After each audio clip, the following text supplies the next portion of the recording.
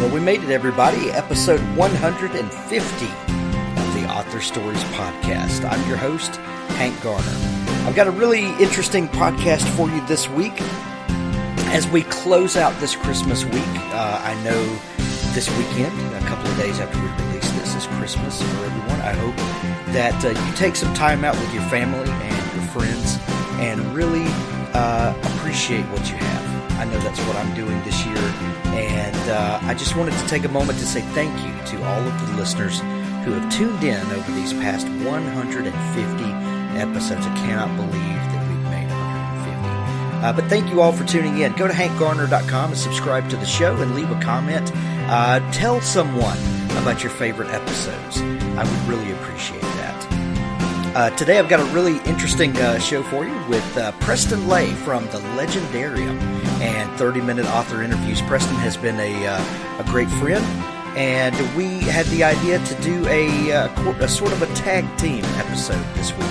So we're going to begin on author stories, and then I'm going to toss it over to Preston. He's releasing his episode today also. So as soon as you finish listening here, check in the show notes, click over to 30-minute author interviews, and we're going to continue at the Leighgendarium.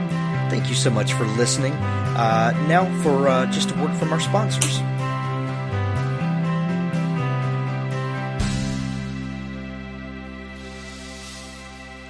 Before we get to the interview, please visit our sponsors. ThirdScribe.com is there to connect readers and writers in a new and innovative way. Rob and the crew there have done a phenomenal job at overhauling the site and really catering to the needs of their users. If you are a writer and want to have someone help you feature your books, connect them with an audience, ThirdScribe is there to help. If you are a reader and want to discover new writers and new books, ThirdScribe is there to help. They're connecting readers and writers. ThirdScribe.com, and please let them know that you heard about it on the Author Stories podcast. Stay tuned for a real quick spot, and then we'll get into our interview. It's worse than that. God will ignore us entirely. A searing act of bioterrorism, a catastrophic plague they call the pretty pox. Most of the human race is dead, and for 2 years Ari McInnes has been alone, riding out the aftermath of the pretty pox, waiting for her own inevitable end. Hidden in the attic of her ruined home, Ari survives by wit and skill, ritual and habit. Convinced that humans are a dangerous fluke, a problematic species best allowed to expire, she chooses solitude, even in matters of life and death. Ari's precarious world is upended when her youngest brother, a man she's never met, appears out of nowhere with a badly injured woman.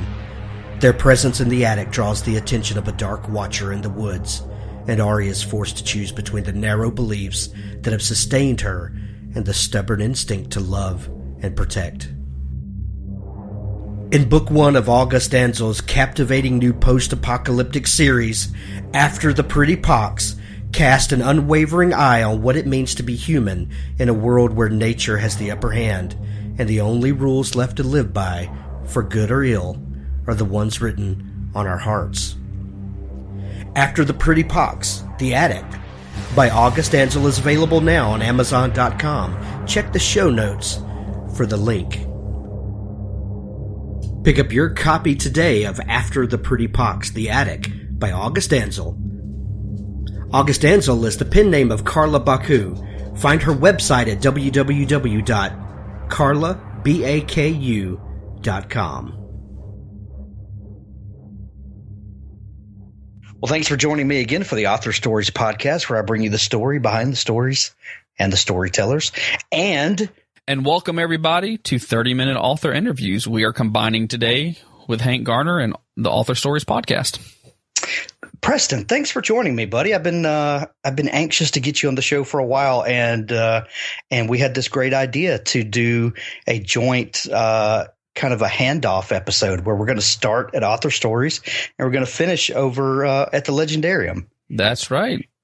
Yeah. So we thought this would be a cool thing to do, sort of a Christmas episode where you and I got to kind of chat about some things that we've enjoyed this year, some things that we've discovered, things we've learned, things that have made us happy this year.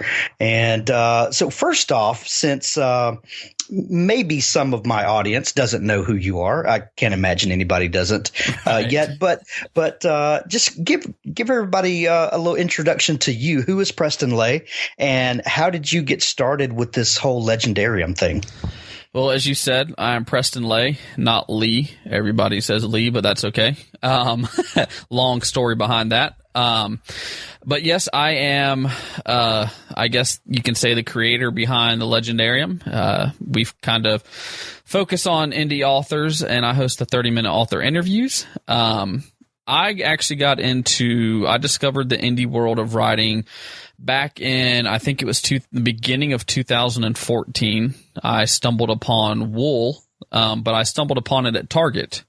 We always had a habit of going, to the book section every time we went into Target, and it was on an end cap, and I picked it up. My wife was looking at clothes, and I picked it up, and I was like, So I bought the book and looked at Hugh Howey and learned about indie publishing and the indie revolution. And believe it or not, though, I didn't read Wool right away. I ended up, upon my research, finding Jason Gurley. Okay. He's actually the first indie author that I read, and I devoured all his stuff that I could. And, he was actually the first author interview that I did on Author Stories. Was he really? Yep. He was episode 1. Awesome. And so, I would find indie authors, when I finished a book and, seeing what Amazon recommends next. And, I just slowly began to, I guess you can say, befriend a lot of authors online. And with the indie community, everybody's just so, friendly and willing to talk to you. And so I made friends with several people, and I would, get autographed books in, and I would put pictures of them up online and say, I just got the signed book in, and tag the author in it. And then one day, it was it July of 2015? Kevin G. Summers. Don't forget the G. That's right, Kevin G. Summers. Right. He gets antsy. That's right. He sent me a message and was like, you should start a blog with all that you do for the indie community, your reviewing that you do, posting pictures of the books. You should start a blog. And I was just like, okay. And well, let me back up. About a month or so before that, I started getting. Well, it's nowhere near what it is now, but I had a couple shelves full of indie author books, and I, just kind of jokingly in a funny way put up, we need to come up with a nickname for my shelf. And Kevin was one of the only people that submitted a name, and he said, you should use the Leighgendarium, but spell it with your last name. So I was like, okay. So now you fast forward to the blog, and I started the blog. Well, my bookshelf was called the Leighgendarium, so why not just move forward with it? And so. Do you still have that same bookshelf?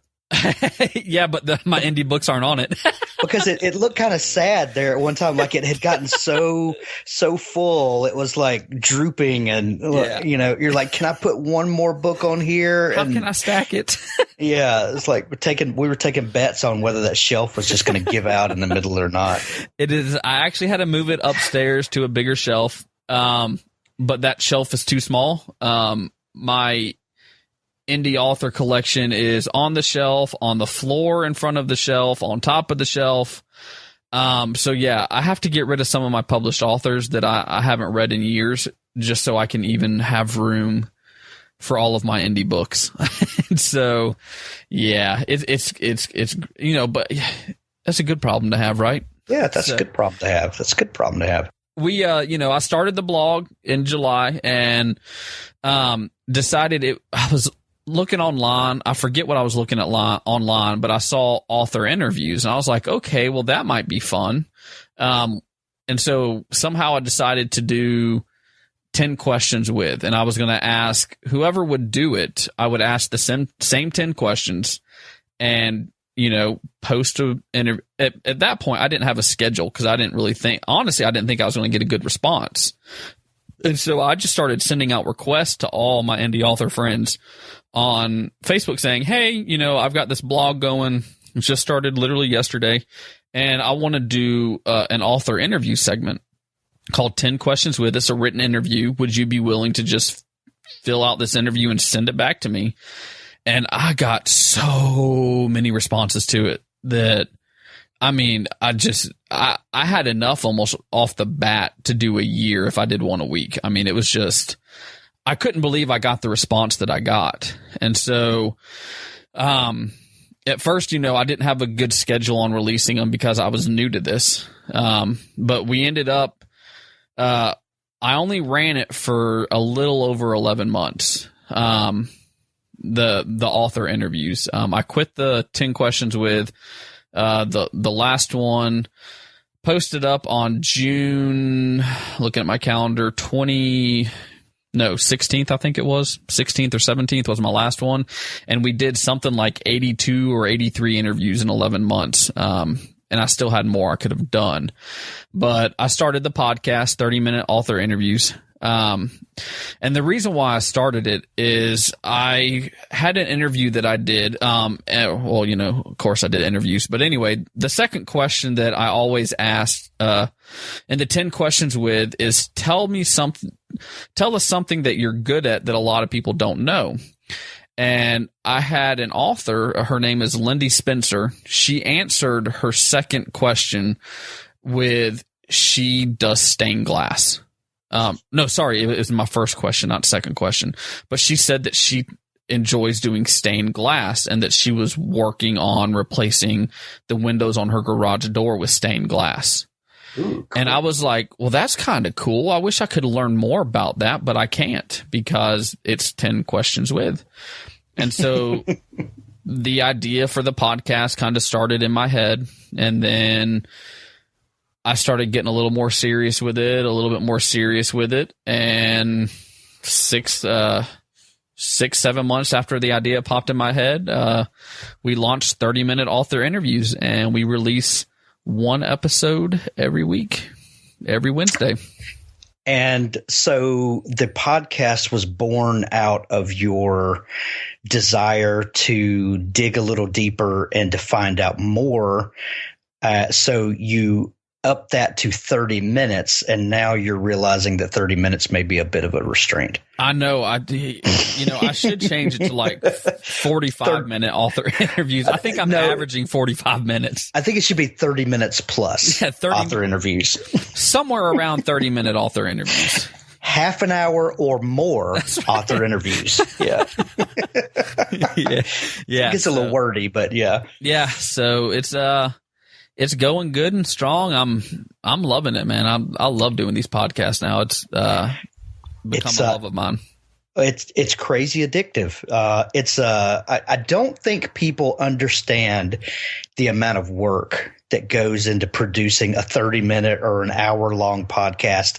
I think a lot of people think you sit down for 30 minutes, you record a conversation, and you throw it up on the internet. Mm-hmm. And there's a huge amount of prep time that goes in on the front end. Mm-hmm. There's the actual recording, and then there's all the post-production that goes into it. Yeah. Then there's the actual formatting of it to go on the internet and creating a blog post to attach it to, and then all the promotion on the back end. And it can be a full-time job. Yeah, and you got to create images, right? You got to somehow have an image that captures people's attention.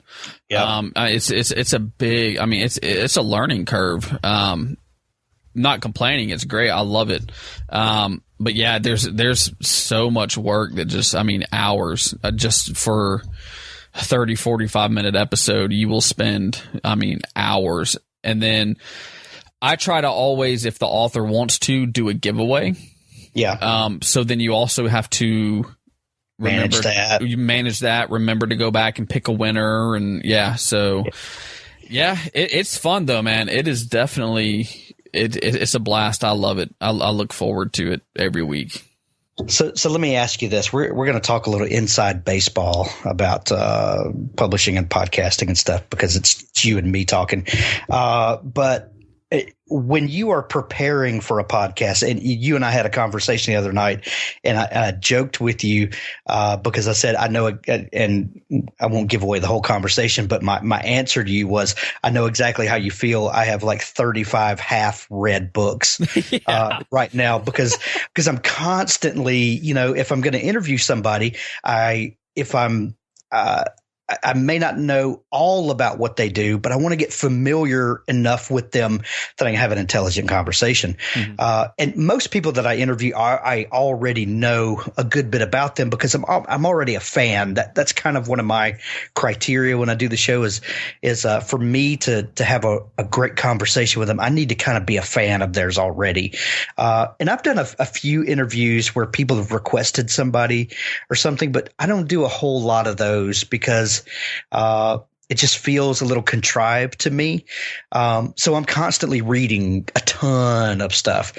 How do you keep up with all of the stuff that you have to do to prep for a show? So I end up – I don't want to say I'm a control freak. Preston is a control freak.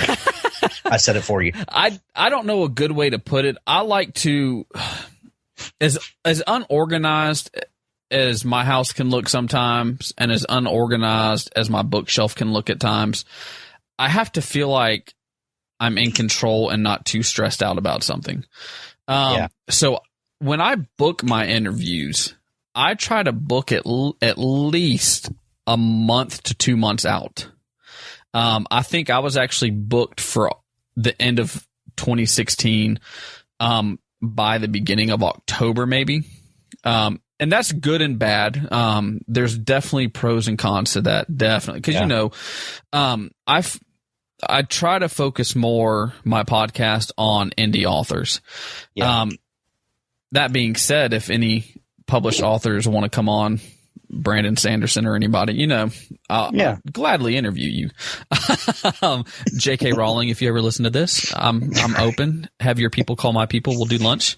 Right. But so I like to book in advance, and indie authors necessarily don't know a month, 2 months out that they're going to be putting something out. They might have a goal of doing it, but they don't. Right. But that being said, when it comes to actually after I've booked authors and when they're coming on, I've never timed it. With having a full-time job and then hosting the blog and then hosting the podcast, my reading time this year has dropped significantly. It's a good thing I have a good team of reviewers to do reviews because my reading time has just dropped so much, that the authors I get on, I haven't necessarily read their stuff, but they sound interesting. It'll be books that I would read or that I think people will enjoy. So the way I do my research is once I book an author, whether they've contacted me or I contact them, I go online and I try to find any podcasts that they've been on, any YouTube videos that they have done that I can listen to while I'm driving or listening, just to get a feel of who they are and what they do, to see if they hit any topics or say anything that I think people might find interesting. I'd like to dig in a little bit more. I try to find those moments. And sometimes it's just asking, I do go on, Amazon or wherever and read about what their books are about. So like you said, I have a general idea of what they're doing. But it can be questions about, tell us about the book you have coming out, the world that you've created. So I actually have a list of questions. I have 2 sheets of questions I keep with me during each interview, and I don't know if this is how you do yours or not. I have a list of questions for in case I feel like the conversation's starting to get slow. Yeah. And I'm not getting a lot from them or whatever, or I'm getting short answers.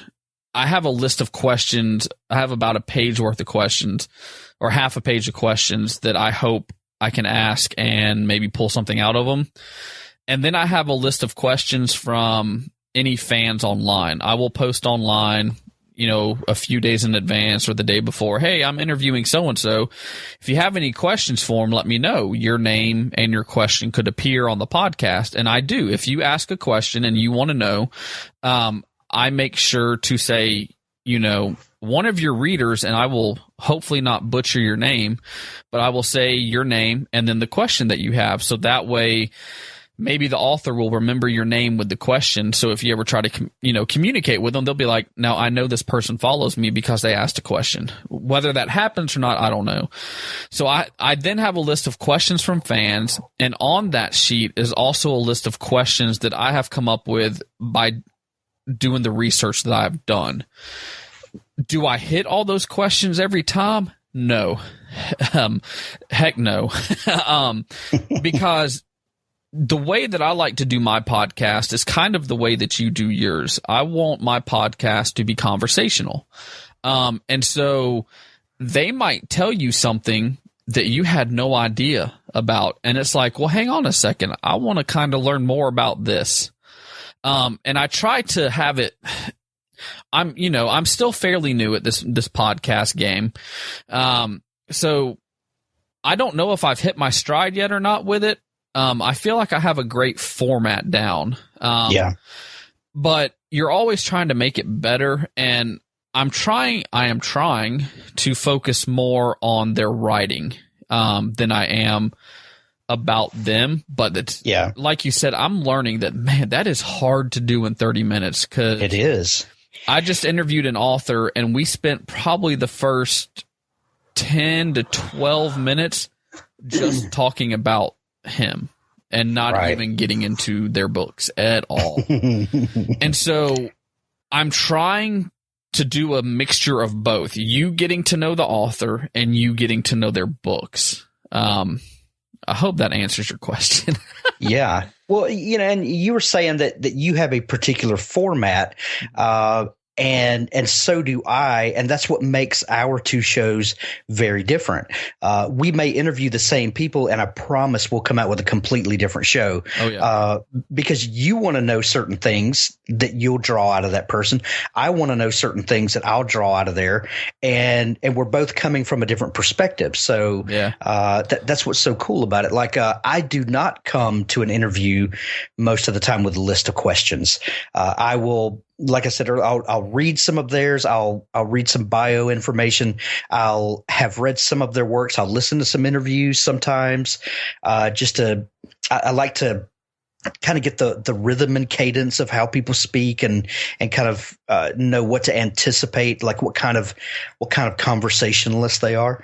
But most of the time, like I start with a particular question at the beginning of each show, and everybody knows that question. They're sick of me asking, I'm sure, but it's, what's your first memory of wanting to be a writer? And I ask that question on purpose, because it elicits a very particular answer from people. Yeah. And usually, that takes them to a place that is sentimental, and that is, it takes them back to a happy place.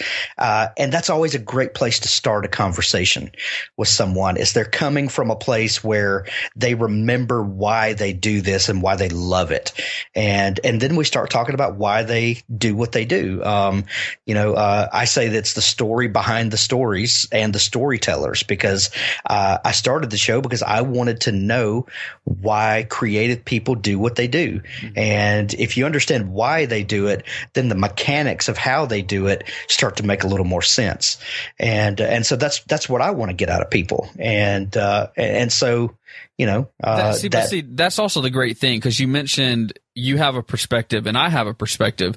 I also see with your author stories, and maybe this is just me, but see, you're also an author and you're a storyteller on your own. And so that's why you kind of want to get behind the stories and the storytellers.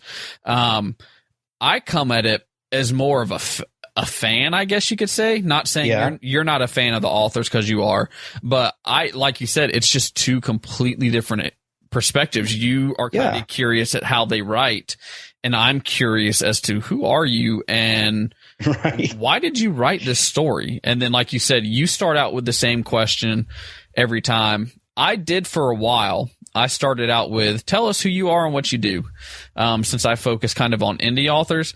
But like you said, you like to go to your, like you said, a happy place for the author to get them relaxed. I like to have fun. So I've started a new thing called Two Truths and a Lie. I love it, by the way. I love it. Thanks. So I have them start out by telling me two truths and a lie, and I have to figure out which one is the truth. And right now, as of the way my record sits, I have been wrong most of the time, but that's okay. But you get to learn something about the author. I had Terry R. Hill on not too long ago, and I just love Terry. He's great. I love him to death. He's the best. And see, I overthink stuff, and his 3 that he gave me, and I don't know if this is the right order, is he said he's been on the space shuttle on the launch pad. The next one was he's been to the base camp of Mount Everest, but had to turn around due to health problems. Whoa. And then the third one was he actually got to how did he word it? He got a hit on the Berlin Wall as it was coming down. He was there, and so I was like, all 3 of those are epic, right? And so I overthought it, and I was like, he's trying to trick me. I know he works for NASA, right? But I don't know if he's been on the shuttle on the launch pad. So that's what I went with. And I was way wrong, but you get to learn. And so that can lead to who knows what if, by starting out like that. That's awesome. So if I were to ask you for 2 truths and a lie, what would they be? Turn the tables on. Man, that's why I do a media kit. So I don't put them on the spot. I'm all about putting people on the spot. You are. What would I do for my 2 truths and a lie? Holy smokes. Okay. Me and my wife, from the day we met to the day we got married, was 5 years, and we were engaged for 2.5 of those. I have lived all over the eastern part of the United States. I was a Boy Scout, but I never made it to the rank of Eagle. So let me think here. So you said you and Abigail dated for 5 years exactly?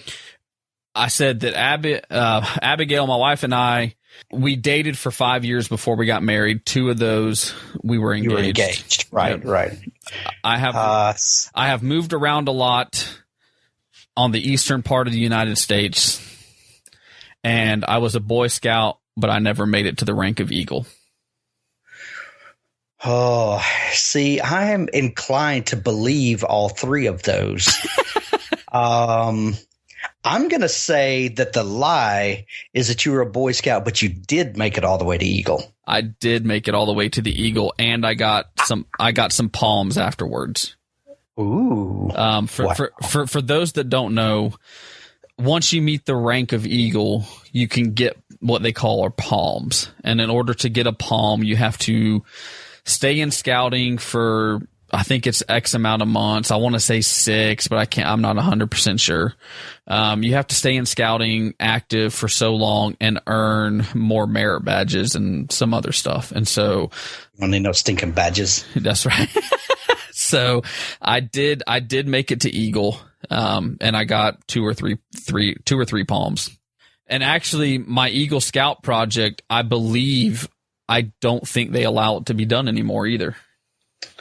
Wow. I did a blood drive for my project, and I was told the only way that they would approve my project, they asked the blood drive, the blood bank, how many people do you normally get to come and donate blood at one of your blood drives? And they said, we get about 15 people if we're lucky.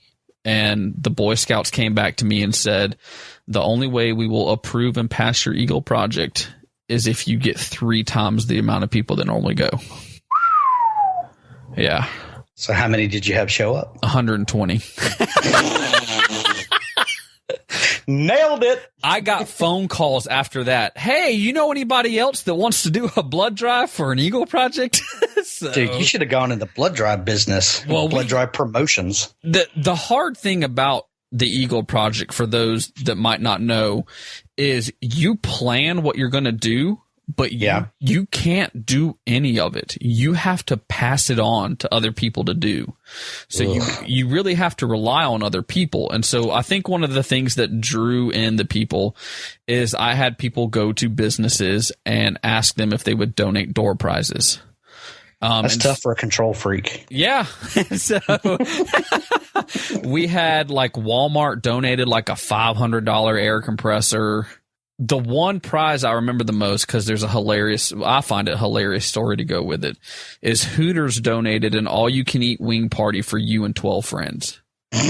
And so I predicted the guy that was going to win. This guy came out to donate, and I believe it was his first time to donate. And he came out white as a sheet when he got done. And he sits down to drink his juice and eat his cookies, and we let him draw a door prize. And I said, this guy's going to get the Hooters. He's definitely getting that prize.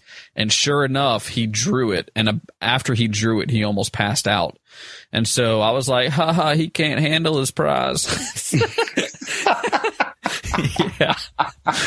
So, wow. But yes, Abby and I did date for 5 years before we got married. We were engaged for 2.5 of those.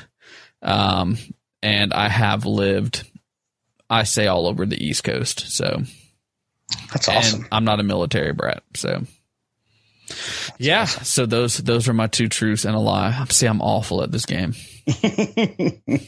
It's so fun though. Oh, I know. How about you? How about you? What's your 2 truths and a lie? We'll throw you on the spot. See, I knew you were going to turn the tables on me. 2 truths and a lie. Let me think. I used to work in construction. Okay. I am deaf in one ear completely. Ooh. And I play 5 different instruments. Okay, the instruments, I believe. I think that's the truth. You work construction or you're deaf in one ear. See, I could see both of those. I could see you at one time doing construction with your little shiny bald head and everything.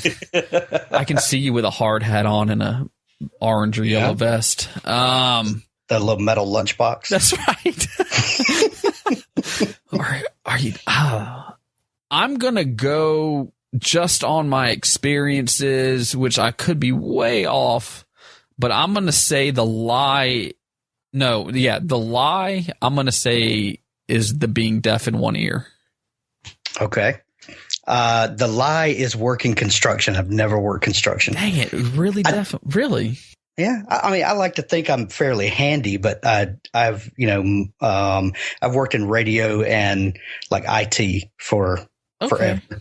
So, but I am completely deaf in my right ear. Really? And from when I had really bad ear infections when I was little because my tonsils kept getting inflamed, and I had my tonsils out when I was 3. But before that, I had a ton of ear infections, and my right eardrum ruptured several times, and I'm completely deaf in my right ear. See, now here's my reasoning behind it, just so you know now. My reasoning was, since you trained me on podcasting and you trained me on Audacity, for those that don't know, one of the program we use to record our interviews over Skype, when you move it over into Audacity, you get one person in one ear and the other person in the other. Mm-hmm. And so I thought because of that, that's why it was a lie. No, because I always make my edits in mono so that it's the same in both ears. There you go. Yeah. Dang. Or flip the headphones around. There.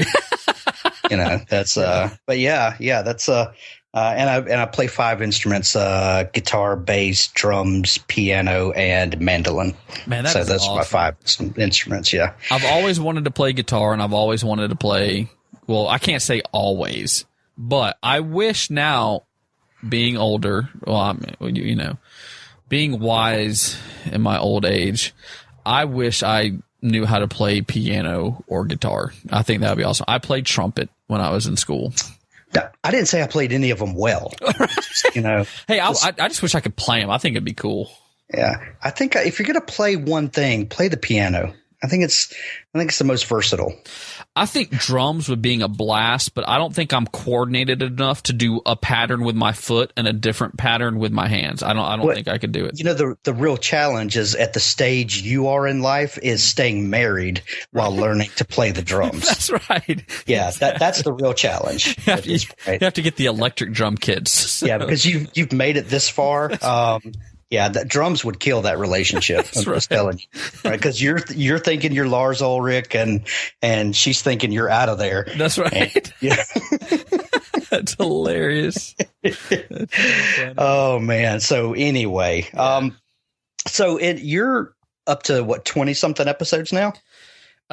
As of the day at the time of recording. At the time of recording, let me just double check my numbers. I think it's episode 26 I just put out. I'm pulling up my website right now. Come on, internet. 20. Yes, just put out Terry R. Hill's episode 26 at the time of recording. What is the what do you think you have learned from doing 26 shows? You've done more interviews than that you haven't put out yet. But what do you think if you stopped today and you never did another interview, how do you think you have been enriched by doing these? So one thing growing up, high school. In high school, our senior project we had to do, and I don't know if they still make seniors do projects, but we had to do a senior project to graduate. And this was the last year they did this before they changed the requirements, is you had to do a report based on what you wanted to be when you grew up, or what you wanted to do when you graduated high school. And you had to do a PowerPoint presentation. You had to create a display to bring in, and you had to give like a 10-minute, 15-minute presentation. And you also had to interview somebody in that field and find out, what's the average salary, what are the requirements, all that stuff. And at that time, I wanted to be a police officer. I don't know why, but I don't know. I wanted to be a police officer. And I get to the interview, and the person starts telling me how when you go through training, you have to get tasered, you have to get pepper sprayed, and I don't like pain. So I was like, maybe a police officer is not the way that I should go. So then at the time I was taking some computer classes, and one of them was a design, kind of a graphic. We did graphic design for a little bit. And so I really enjoyed that. And so I started going to school for graphic design, got to a class that was going to grade me how I can draw by hand. And I can't. My stick figures look awful. I can do it on a computer, but my stick figures not so much. And so I was like, well, now I got to figure out something to do because I'm on a flunk. And so I just started taking basic classes. And at this time, I was working at a bank. And my nickname by my friends in high school was the CD guy, because I had a massive CD collection. If you wanted to know when something was coming out, I could tell you. I was on a first name basis with the owners and everybody at a local CD store. I was constantly in there trying to find new musicians and new music so I could be the first and could say, you should check out this band you've never heard of. Hold on. I'm feeling a little bleed over now into what you do now. Yeah. So, but I didn't act on that though. But it's that same indie spirit. Yeah. I want to know this thing that nobody else has discovered yet. Yeah. Yeah, exactly. It's just something I love. Music was my, some people get addicted to whatever, good or bad, there's addictions. Mine was music. I absolutely loved, I could not have enough. And so as I'm into, listening to music, I always thought it would be awesome to somehow at some point work for a radio station, have a radio show, get to play music. That would be the ultimate job, would be to do that. But I ended up going to school for accounting, completely opposite. So doing the podcast and doing the Leigendarium, even before the podcast, gave me a chance to discover authors I maybe would have never discovered. So that's one thing that I've got to accomplish. If I never got to do another episode, for some reason it ended at episode 26, at least I was able to have something that was like having a radio show and being able to discover new authors and bring, hopefully people have discovered and have a new favorite author because of the podcast or because of the author interviews that I did. So that would be one thing that I hope I accomplished. The other thing that I have accomplished, I would say, is I've got to go back a little bit to the graphic design. Now, by no means am I great at it. Like you said with, some of your instruments, I can do it. I did not create the logo for my blog. I did not create the logo for my podcast. The 30-minute author interview logo. I did create the artwork, all the artwork that gets shared on social media, Facebook, Twitter, Pinterest, all of that. Those I did create. I did just, there's a guy who, the guy that created the 30-minute author interview podcast logo, is a great guy to go to if you ever need some. His name's Joseph. I hope it's Mesa, and he is with Raven Fire Studios. I don't know if this is something he does on the side or if this is his main source of income.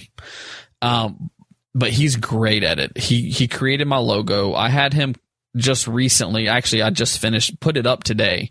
Rob over at Third Scribe actually created the Leigendarium logo. But for some reason, when I was going online just to see, what would it look like on business cards? What would it look like on a t-shirt if I ever did t-shirts or, right, stuff like that? What would it look like? And everywhere that I went, Vistaprint and stuff, they would say my image was too small and it was going to be pixelated. So I actually had this Joseph Mesa redo the image, but keep it as close to the original as possible. He created those two, and then I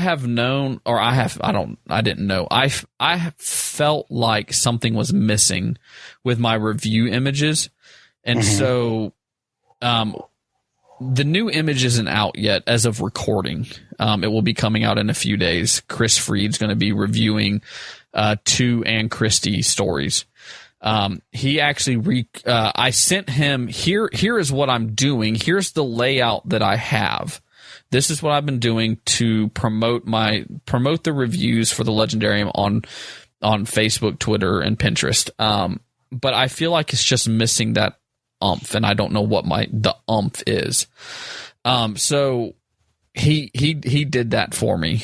But the image that you see, so all the original images I did for the reviews and stuff, and then he did keep my layout, but just added that oomph to it. But then I also created the image that I use for sharing the podcast on social media. So it's given me the chance to do the graphic design again, and it's given me the chance to, I don't want to say learn from I'm sure I make plenty of mistakes, but it's given me the opportunity to grow with that as well. When I first did the podcast image, for those that haven't seen it, I had a teal background.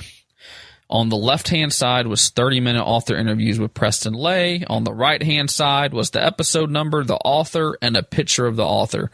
And that was all that was on there. And I kind of felt like, this is why I'm saying, I'm not saying I don't do things wrong, but this is where I learn to do stuff better. Right. I was then able to play around. I use Canva for my images. I'm able to go in there and just play around and try to tweak stuff and make it better. Yeah. And so I was able to create a new image with wood grain in the background with some headphones laying across it. And I kind of learned and figured out that an author's photo isn't necessarily going to draw people in, especially in the indie community, because you might not know who an author is. And if you just see their picture, you're not going to be, their author photo. It's not going to be like, ooh, he looks interesting. Let me go read it, or let me go listen. Cause we all judge a book by a cover. Right. And so that's what I needed on my image. I needed especially with the indie community, I needed their covers to also be included on the image, because now if you see an image and you don't know who the author is, but they have an awesome looking cover, you might be more inclined to go listen to it just to maybe learn about that book or something that they have done. Right. So the podcast has given me the opportunity to, like I said, kind of host a radio show and introduce people to stuff. And it's also let me play around with my graphic design chops as well that I used to have. I like it. When you're doing stuff like this, you learn pretty quickly that you get to wear all the hats. Yeah. All the time. And you could farm out, every little piece to someone else. And I know some people do that, and that's wonderful, but you better be making a lot of money because you're going to pay for everything that you have to do. And you learn pretty quickly to DIY it and hopefully get the chance to grow as you go and get better and better, But that's part of the indie spirit, is that, doing stuff yourself and learning as you go, and, connecting with other people that can help you learn. And that's all part of the indie spirit. Yeah. So now I'm going to throw that question back on you, because you've done this a lot longer than I have. When I started my podcast, my goal was to have a show that, to me, you run a very successful podcast. And so your podcast has been the model for me, starting mine and trying to grow mine. I want my podcast to reach as many people as you. So you have been doing this now for 2 years now? A little over 2 years.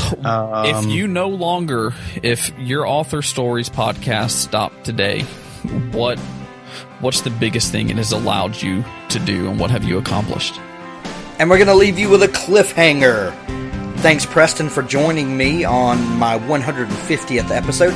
Look in the show notes of the show and click over to the Leighgendarium and 30-minute author interviews to hear the rest of this conversation and find out what the answer to my question is. Thanks for tuning in. I really appreciate it. Be sure to subscribe at hankgarner.com. And remember, new episodes of Author Stories every Tuesday and Friday. Man, there's such huge things coming for 2017. I really appreciate each of you listening, and I hope you have a Merry Christmas and a Happy New Year.